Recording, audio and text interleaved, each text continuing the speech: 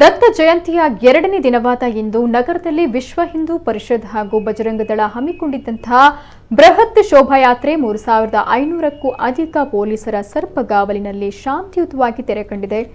ಕಳೆದೊಂದು ದಶಕದಲ್ಲಿ ಶೋಭಾಯಾತ್ರೆಗೆ ಇಷ್ಟೊಂದು ಜನ ಯಾವ ವರ್ಷವೂ ಸೇರಿರಲಿಲ್ಲ.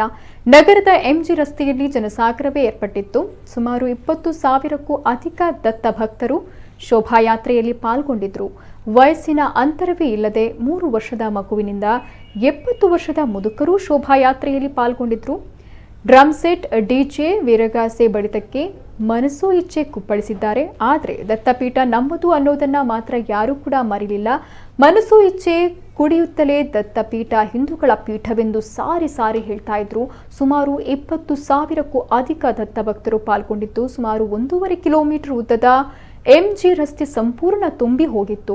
ಸಾವಿರಾರು ಜನ ಕೈಯಲ್ಲಿ ಕೇಸರಿ ಬಾವುಟ ಹಿಡಿದು ದತ್ತಪೀಠ ನಮ್ಮದು ಅಂತ ಘೋಷ ವಾಕ್ಯವನ್ನು ಕೂಗಿದ್ರು. ಯಾರು ನಿರೀಕ್ಷೆ ಮಾಡದ ರೀತಿಯಲ್ಲಿ ಸೇರಿದ್ದ ಜನಸಾಗರವನ್ನ ಪೊಲೀಸ್ ಇಲಾಖೆ ಕೂಡ ಅಷ್ಟೇ ನೀಟಾಗಿ ಬಂದೋಬಸ್ತ್ ಕಲ್ಪಿಸಿತ್ತು. ರಸ್ತೆಯ ಎಕ್ಕೆಲುಗಳಲ್ಲಿ ಹೆಜ್ಜೆಗೊಬ್ಬರಂತೆ ಮೆರವಣಿಗೆಯುದ್ದಕ್ಕೂ ಸುಮಾರು 3,500 ಪೊಲೀಸರು ಹದ್ದಿನ ಕಣ್ಣಿಟ್ಟಿದ್ರು. ಚಿಕ್ಕಮಗಳೂರು ಎಸ್ಪಿ ಅಕ್ಷಯ್ ಕೂಡ ಫೈರ್ಜಿನ್ ವಾಹನ ಮೇಲೆ ನಿಂತು ಬಂದೋಬಸ್ತ್ ಬಗ್ಗೆ ಮುತುವರ್ಜಿ ವಹಿಸಿದ್ರು.